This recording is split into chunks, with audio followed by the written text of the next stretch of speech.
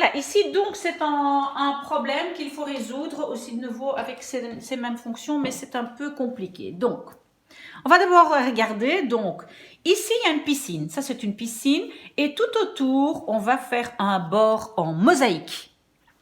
Et je pense que la question finale, ça sera quelle est la largeur de toute cette zone, je pense. Ou peut-être juste les x, mais de toute façon, on va calculer les deux. Mais moi, je pensais que c'était la largeur de cette totalité. Ok, donc, on sait déjà que la piscine, elle mesure 14 mètres sur 7. Et je l'ai marqué tout de suite dans mon schéma, 14 sur 7. Ça, c'est la piscine. Je souhaite réaliser un pourtour en mosaïque de largeur x. Donc ici, ça, je ne sais pas. Je vais faire une largeur x que je ne connais pas, donc c'est mon inconnu. Mais on sait que la surface de tout ce bord en mosaïque, il est 20% de la surface de la piscine. Donc, la surface du bord est 20% de la surface de la piscine. Donc ça, c'est par là que moi je commence. Donc moi j'ai écrit la surface de la piscine fois 20%, et 20% c'est fois 20 divisé par 100.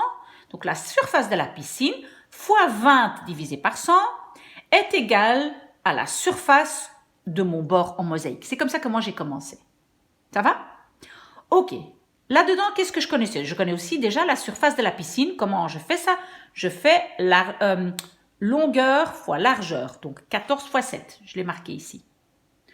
Donc, j'ai déjà 14 fois 7 fois 20 divisé par 100 est la surface de mon bord en mosaïque.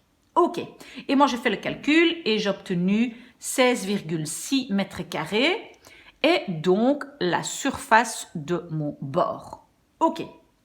Maintenant, j'ai déjà les 19,6, mais maintenant je dois déterminer comment est-ce que je vais calculer la surface de mon bord. Et c'est là que c'est un peu compliqué, mais on va le faire au fur et à mesure. Comment est-ce que moi je vais calculer le bord?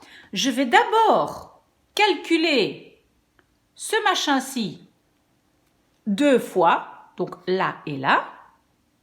Et après, je vais calculer ce machin-ci aussi 2 fois.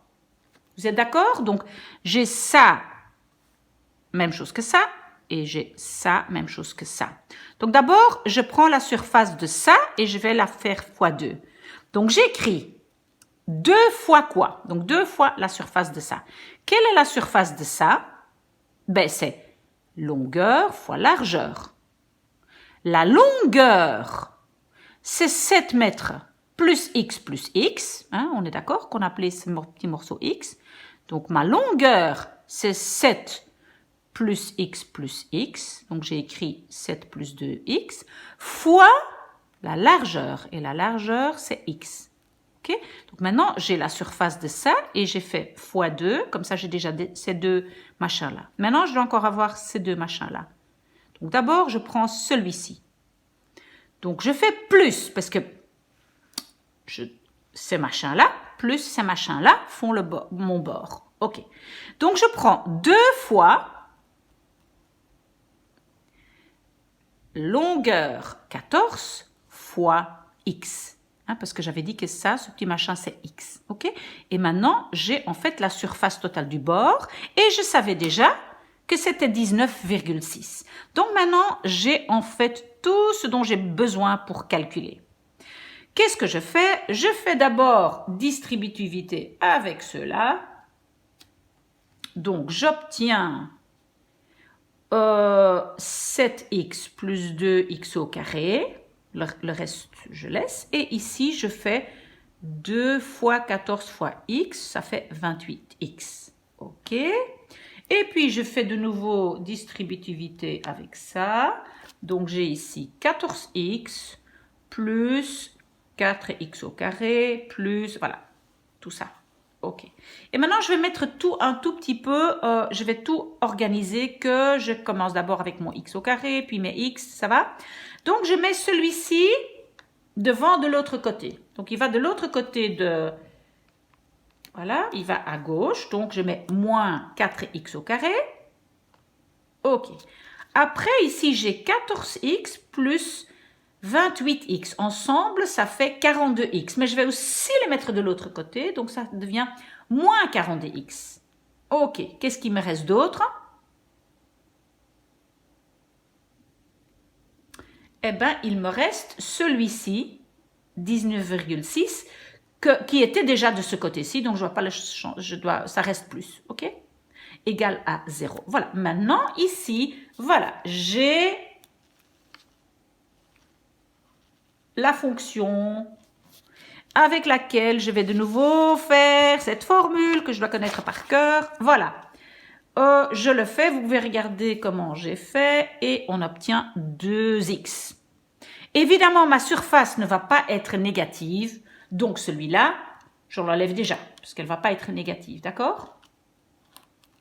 Et maintenant, j'ai trouvé donc mon x, ce petit machin-là, la largeur, c'est 0,4475.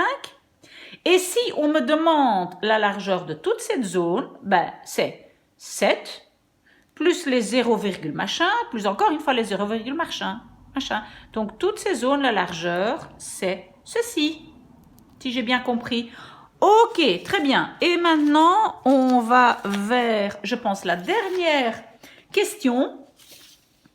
Et en fait, ici, il y a plusieurs fonctions.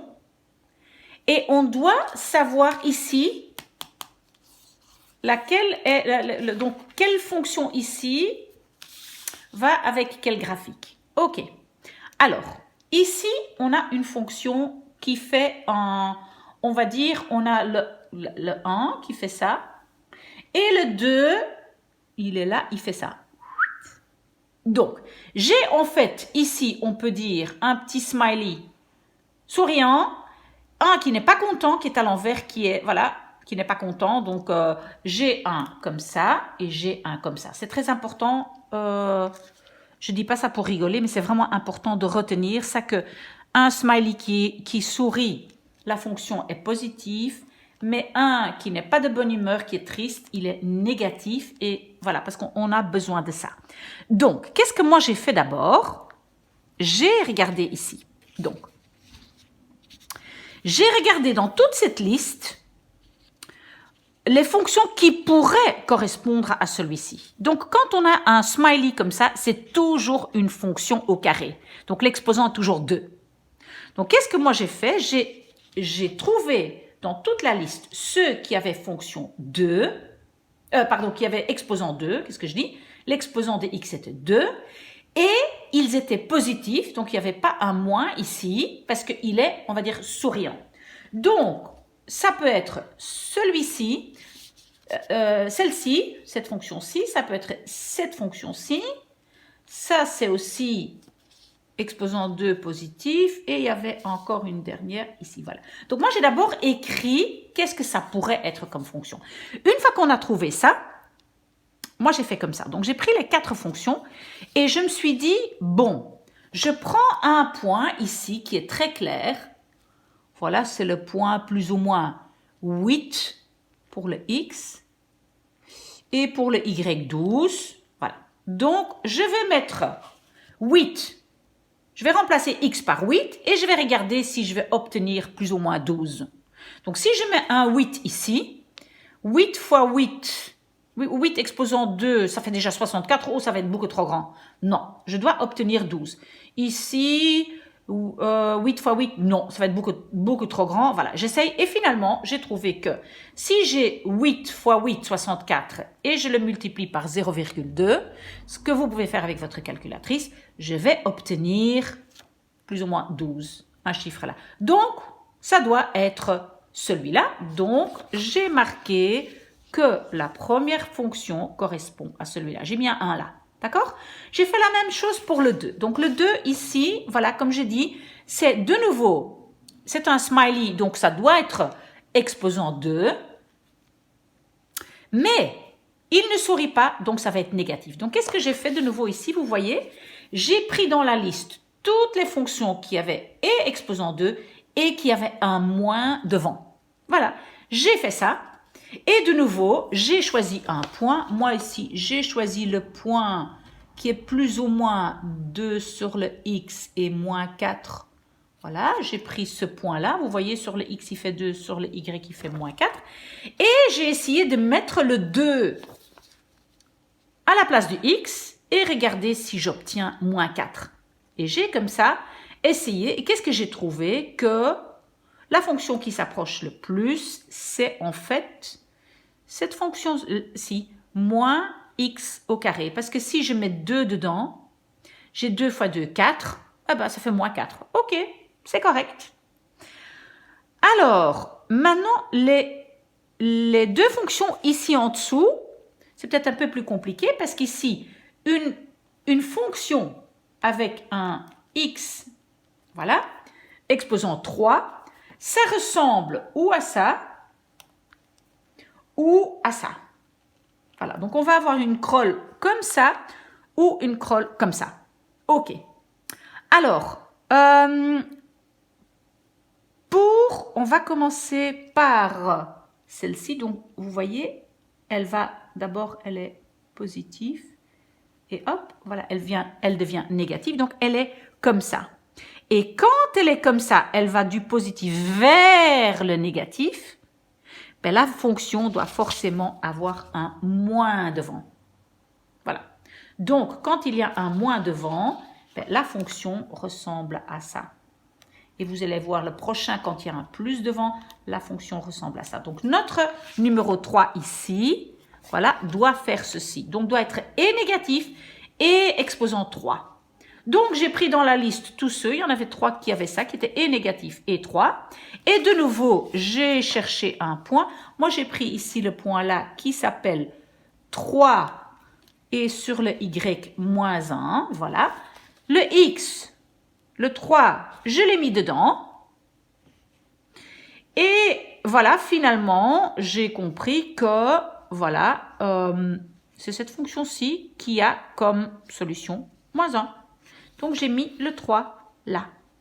Et alors, la dernière, pardon, c'est laquelle? C'est celle en noir qui fait ça.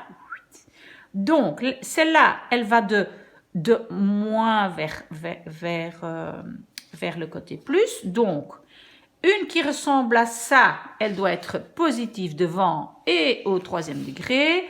Donc, j'ai isolé tout cela et j'ai de nouveau choisi un point. Et moi, j'ai choisi le point qui a comme x 1 et comme y aussi 1. Voilà, donc le point 1, 1. Donc, le 1 de x, je vais le mettre dedans. Et si je mets 1 ici dedans, 1 fois 1 fois 1, ah bah oui, je vais obtenir 1. Donc, c'est, voilà. Et donc, à côté de cette fonction-ci, j'ai marqué 4. Et voilà, on a tout fait.